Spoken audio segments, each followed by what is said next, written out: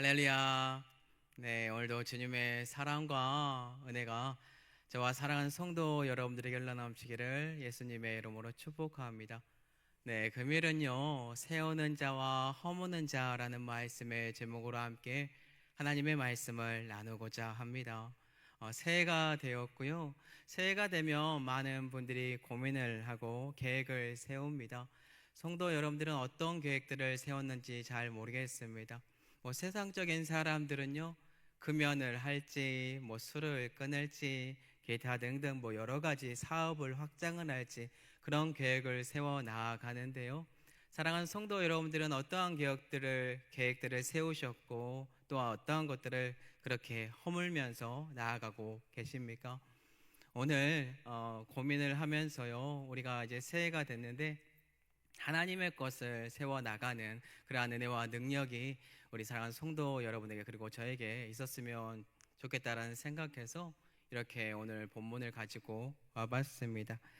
오늘 본문을 보면은요, 먼저 뒤에 있는 배경들을 먼저 조금 보면 좋을 것 같아요. 본문 들어가기 전에 어떤 사건이 먼저 있었는지 다들 아실 거예요. 노아의 홍수 사건이 있었는데요.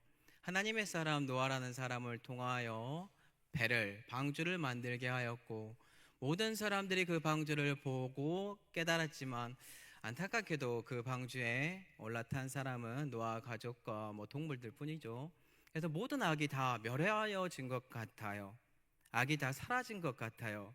그런데 노아가 다시 땅에 나아오고 인류의 사람들이 번성해 가고 그 사람들 안에서 다시 악이 싹 터서 그 악을 표출하는 모습이 오늘 본문이다라는 거예요. 너무나 안타깝고 속상한 모습이 오늘 본문에 드러나는데 창세기 11장 3절에서 4절 한번 볼게요. 서로 말하되 자 벽돌을 만들어 견고히 굽자 하고 또 말하되 자 성읍과 탑을 건설하여 그 탑 꼭대기를 하늘에 닿게 하여 우리의 이름을 내고 온 지면에 흩어짐을 면하자 하였더니, 지금 이들이 노아 방주 사건 이후에 번성한 다음에 행하고 있는 악의 모습이 어떠한 모습인가요? 서로 벽돌을 만들고 역청을 그리고 진흙을 대신해 가지고 두 가지를 건설하고 있습니다. 4절에 나와 있듯이요, 첫 번째는 성읍을 짓고 있고요, 두 번째는 탑을 짓고 있습니다. 대부분의 성도분들과 그 일반적인 지식으로 그냥 탑만 지었구나라고 생각하는 분들이 참 많을 텐데요, 성읍을 지었다는 것을 꼭 기억했으면 좋겠어요. 맨 처음에 성경에서 성읍을 쌓는 모습이 나오는 게 어딘지 혹시 아십니까? 안타깝게도 하나님과 관계가 멀어진 사람이 있어요. 자신의 동생을 죽인 가인입니다. 하나님께서 표를 주었음에도 불구하고 그를 죽일 수 없게 만들었음에도 불구하고 그 사람은 이제 두려워요, 무서워요. 그러면서 무엇을 해야 될까요? 힘을 비축해야 되고요, 그리고 자기 자신을 지킬 수 있는 것들을 만들어야 돼요. 그래서 그의 후손들이요, 성읍과 도시들을 만들어가면서 하나님과 별개로 자신들의 힘으로 그 모든 것들을 쌓아가는 모습들을 보여줍니다. 근데 이 성읍이 지금 오늘 본문에도 악의 모습으로 등장을 하게 되어 있다라는 것입니다. 참 안타까운 거예요. 성읍과 함께 또 이들이 무엇을 지금 만듭니까? 우리가 흔히 말하는 바벨탑, 탑을 만들어 가요. 이유는 우리의 이름을 내고요, 온 지면에 흩어지는 것 면하려고요. 교만한 마음이 싹 텄고 자기의 이름들을 나타내야 돼요. 하나님은 내 마음에서 밀어내야 되고 우리가 가지고 있는 힘을 비축해야 되며 우리의 모든 것들을 알려야 하는데, 지금 그냥 고인물처럼 이곳에 모여서 부패의 모든 것들이 썩어 뭉들어지는 것처럼 죄악된 모습의 탑을 쌓아가고 있다라는 거예요. 안타깝죠.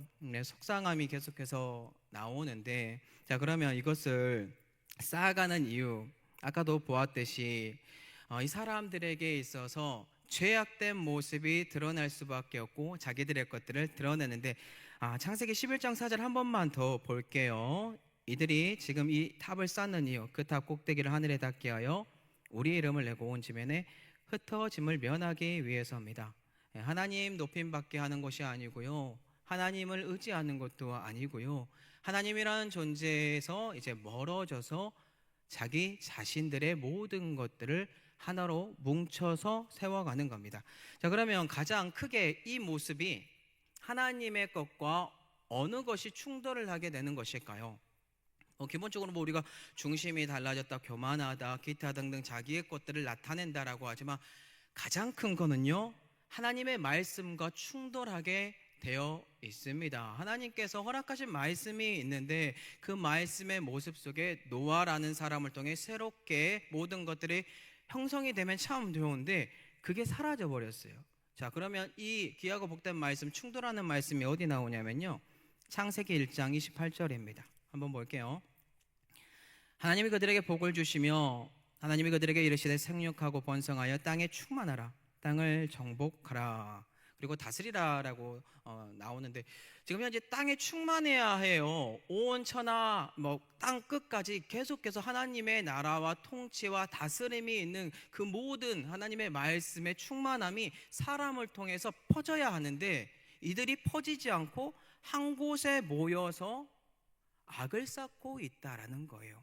하나님의 말씀과 상충되고 부딪히고 있는 안타까운 모습, 이게 있다는 거죠. 자, 그렇다면 하나님이요, 이렇게 자신들의 이름을 위하여 탑을 쌓는 이 존재 어떻게 행동하고 있습니까?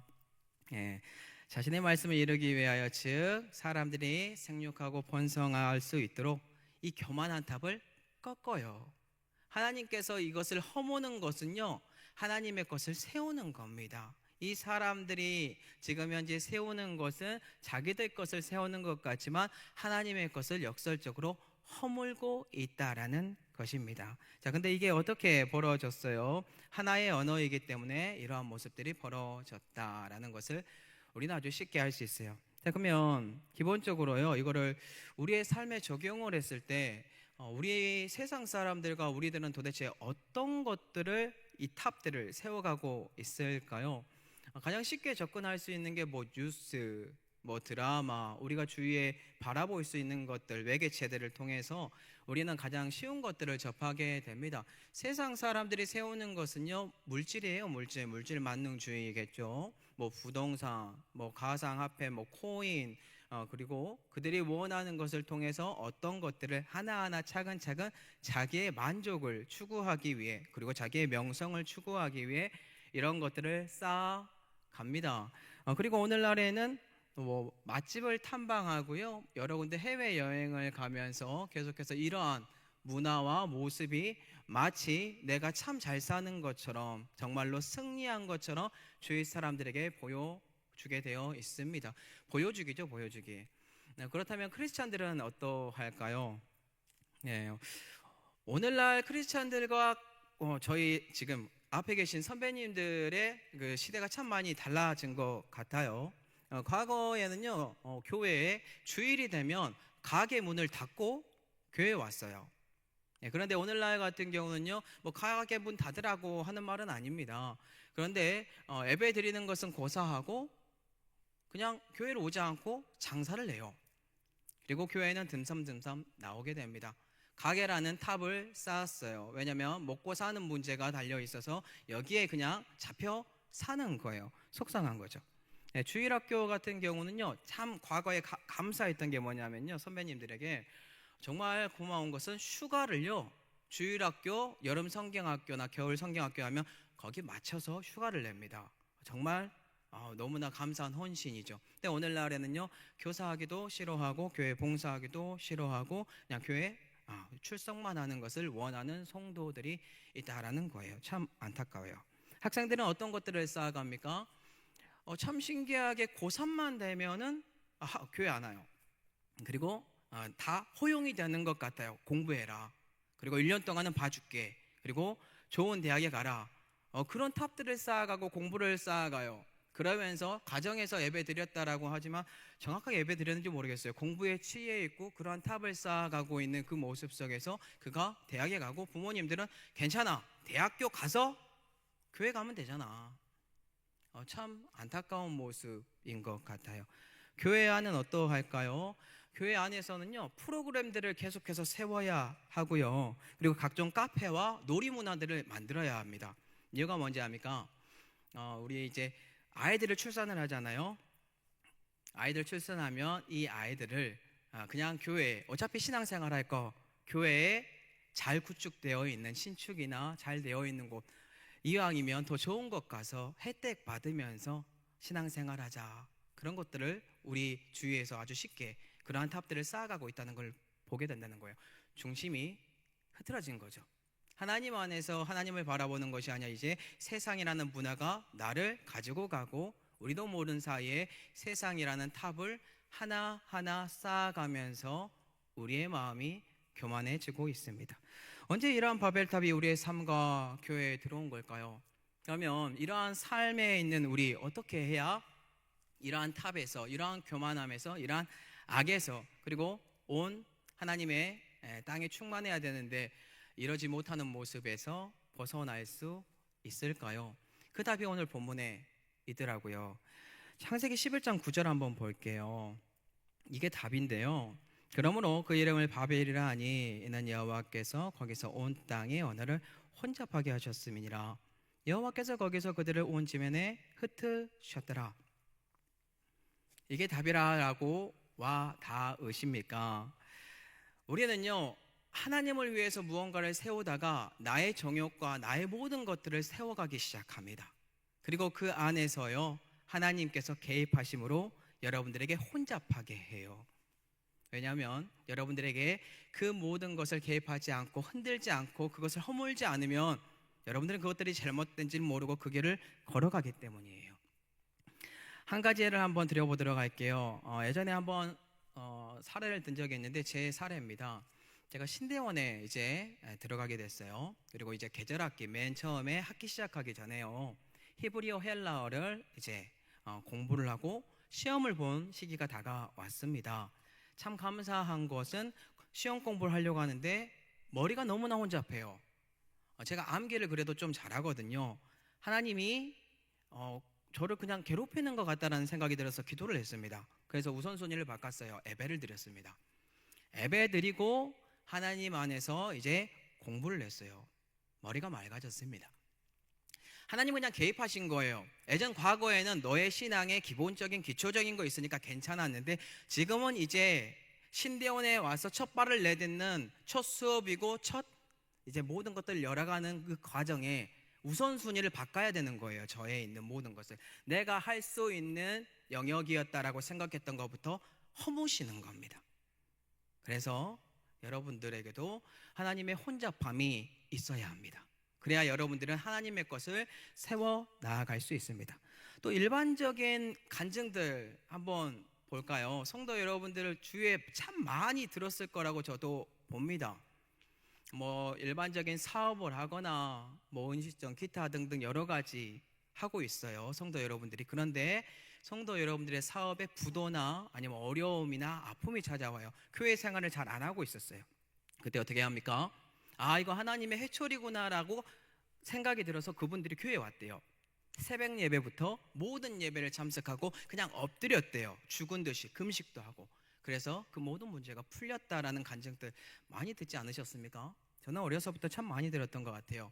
이렇게 하나님의 혼잡함이, 하나님의 이 바벨 흔듦이 성도 여러분들의 삶에 있을 때 하나님의 나라는 세워집니다. 그렇기 때문에 우리는 이게 참 필요해요. 자, 그렇다면 반대로 계속해서 우리는 이 사람들이 세웠던 이 바벨이라는 탑이 아니고요, 우리가 계속해서 세워가야 하는 것들이 있는데 일단 또 무엇을 우리가 계속 세워가야 할까요? 하나님의 탑을 우리가 세웠으면 좋겠어요. 그냥 제가 한번 지어봤어요. 바벨탑. 바벨이라는 것을 실질적으로 여기서 봤을 때 그냥 하나님이 내려와서 이 사람들이 잘못하고 있으니까 혼잡하게 하는 것, 혼란, 혼잡인데 이 사람들이 세운 것은 그냥 탑이에요. 근데 이거를 우리가 지칭하고 상징해서 바벨탑이라고 지금 부르고 있잖아요. 그런데 이제 이것이 아니고 우리가 하나님의 탑을 쌓는다라고 했을 때는 우리가 하나님의 나라를, 하나님의 다스림을, 하나님의 통치를, 그리고 하나님의 온 세상의 충만함을 우리가 하나님 안에서 함께 연합하여서 만들어 가야 되고 세워 가야 한다. 이것을 우리가 고민을 했으면 좋겠어요. 그러기 위해서 제가 그 어떤 것을 고민을 했냐면요. 이제 신약에 와서 중요한 분이 있더라고요. 누구냐면 단 한 분이겠죠. 예수 그리스도. 그분과 함께 이제 우리가 무엇을 세워가야 하는지 한번 볼게요. 고린도후서 5장 18절이에요. 저희 교회 표고 표에 관련된 이제 저희가 중요한 성구인데요. 한번 다 같이 읽어볼게요.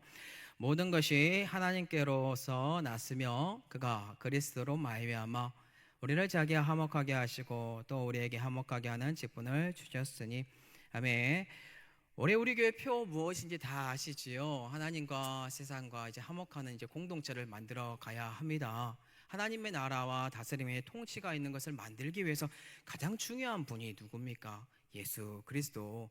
그분과 함께 우리가 연합했을 때 가장 중요한 하나님과 화목할 수 있는 모습이 우리 삶에 흘러 넘칠 수밖에 없습니다. 그렇기 때문에 우리는 이것을 고민을 해야 돼요. 그러면서 우리에게 보여주신 예수 그리스도의 모습을 잠깐 볼게요. 그분은 참 연약한 모습을 세상 사람들이 봤을 때 연약한 모습을 보여줍니다. 그냥 헐벗고 매맞고 십자가에서 달려 죽으시는 모습을 보여줘요. 그럼 한 가지 한번 질문을 드려볼게요. 이렇게 약한 모습을 보이는 분이 정말로 약합니까? 아니면 강합니까? 성경은요 역설적이더라고요.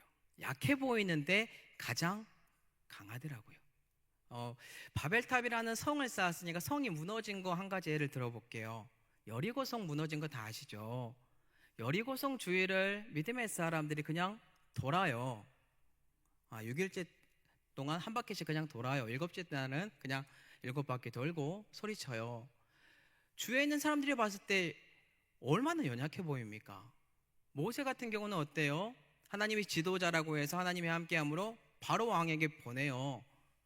그냥 연약한 사람이 그냥 바로 왕 앞에 서 있어요. 근데 가장 강하다는 거예요. 홍해 앞에 있는 이스라엘 백성들은 어떻습니까? 뒤에 애국 군대가 쫓아오는데 가장 연약해 보여요. 하나님을 의지하잖아요.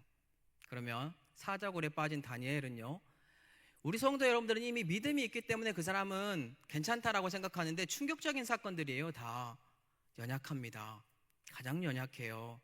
그래야 하나님을 의지할 수 있으니까요. 하나님을 의지할 때 역설적으로 강함이 있고, 예수 그리스도는 자기의 능력을 사용하지 않고 하나님과 동등됨을 취하지 않고 낮아지셔서 그 모든 것들을 감당하시고 하나님의 나라의 통치를 세워 나아갔습니다. 그래서 우리는 하나님과 화목할 수 있게 됐어요. 예수님 덕분에. 이게 아주 중요하다는 거예요. 자, 이제 두 번째로 이제 또 우리 뭘 세워가야 합니까? 화목하게 하는 직분이겠죠.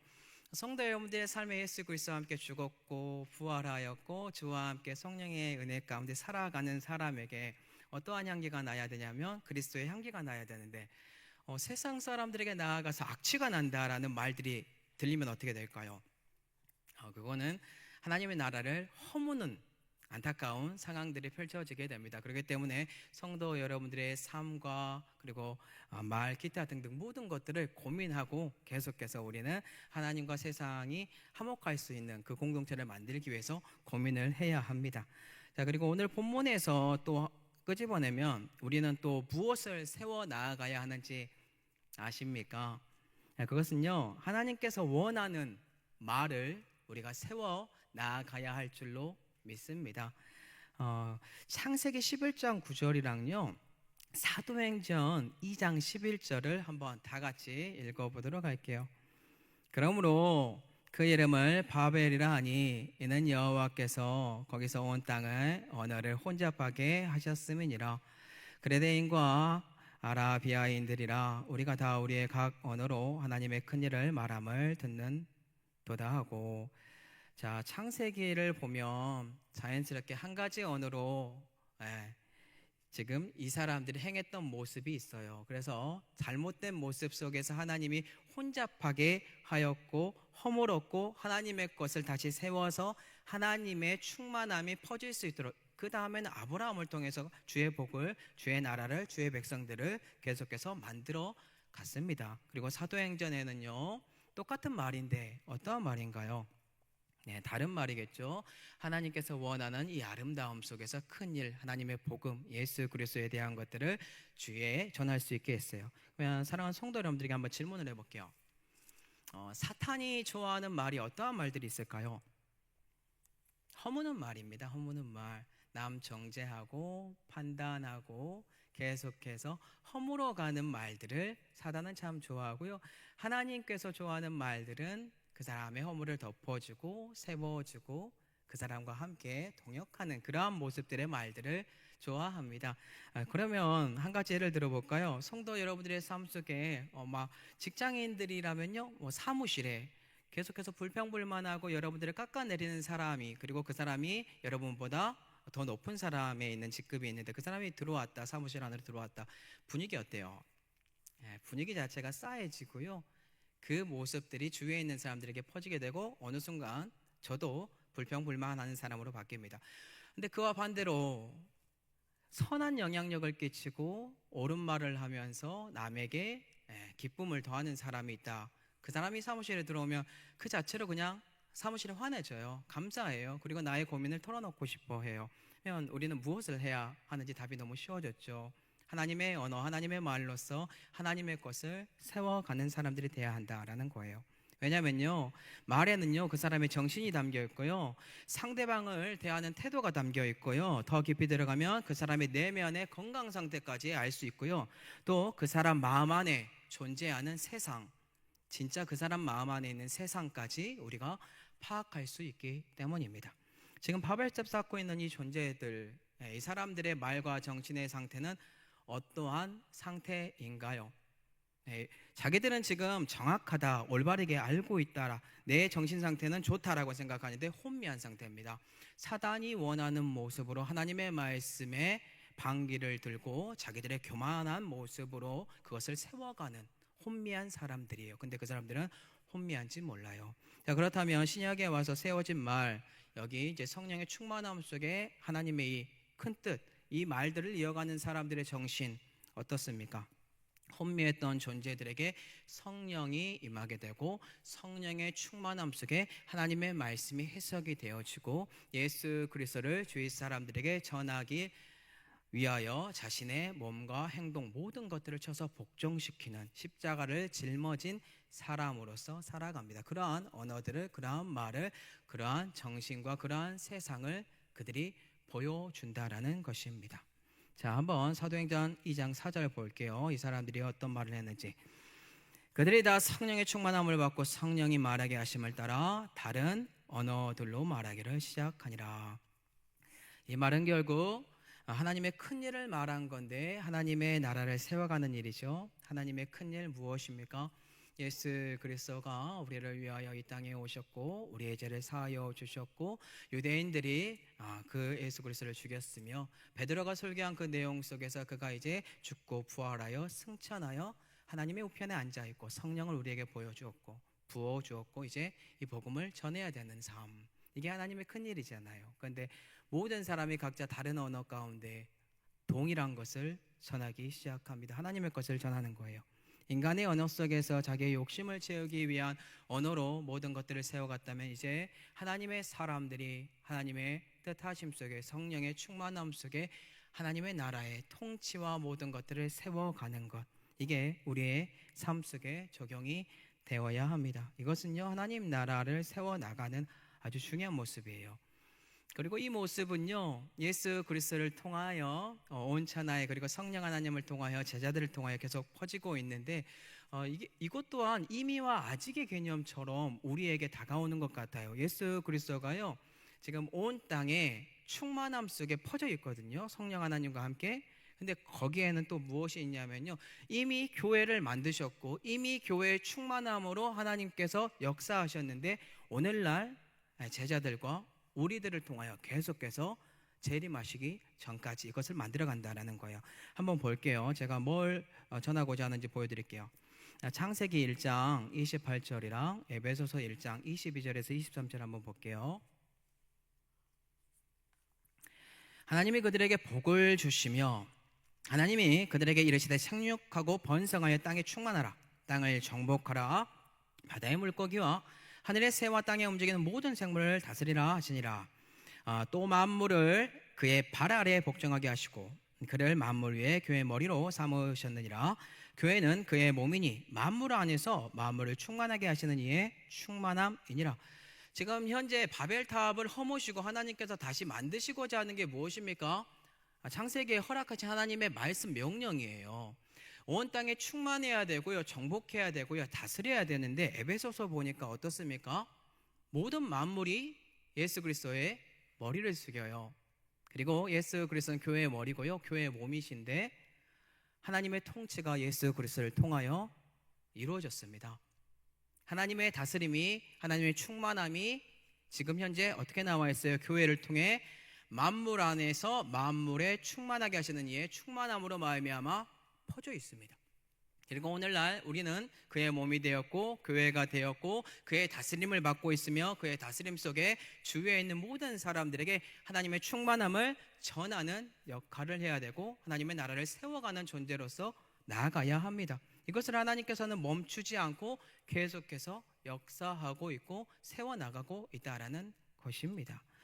참 너무나 감사한 거예요. 그렇기 때문에 우리는 계속해서 주님 안에서 고민을 해야 되고 주님이 허락하신 이 말을 우리 안에서 성령의 충만함 속에 고민하면서 주위 사람들에게 전할 수 있는 은혜가 있었으면 좋겠어요. 그렇게 되면 자연스럽게 이제 그러면 이 모든 충만함을 예수 그리스도가 이루셨고 만드셨는데 이 땅에 살아가는 동안에 우리도 실천을 해야 되거든요. 가장 중요한 건 당연히 성령의 충만함이겠죠. 그런데 이 성령의 충만함 속에 실질적으로 우리가 이제 고민을 하고 생각할 게 뭐냐면 다양한 게 참 하나님의 말씀 중에 많이 있는데요. 제가 이 말씀을 그냥 가지고 와봤어요. 왜냐하면 교회의 충만함 속에서 우리가 이것을 지켜야 되니까요. 에베소서 4장 2절에서 3절 한번 봐볼게요. 모든 겸손과 온유로하고 오래 참음으로 사랑 가운데서 서로 용납하고 편안에 매는 줄로 성령이 하나 되게 하신 것을 힘써 지켜라. 겸손하고 온유한 모습, 이런 모습 속에서 우리는 주위 사람들을요 오래 참아줘야 되고 사랑으로 품어줘야 할 줄로 믿습니다.